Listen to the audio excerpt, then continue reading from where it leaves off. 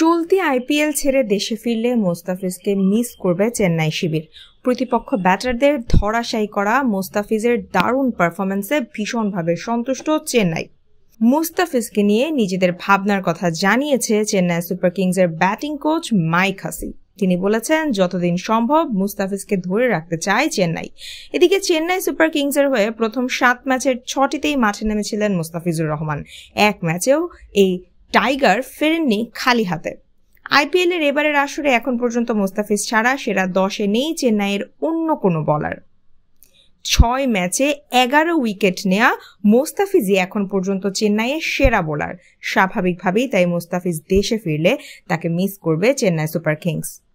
মোস্তাফিজকে নিয়ে মাইক হাসি বলেছেন, মোস্তাফিজুর রহমানের দুর্দান্ত স্লোয়ার আছে, যেটা বোঝা কঠিন, বিশেষ করে চেন্নাইয়ের স্টেডিয়ামে।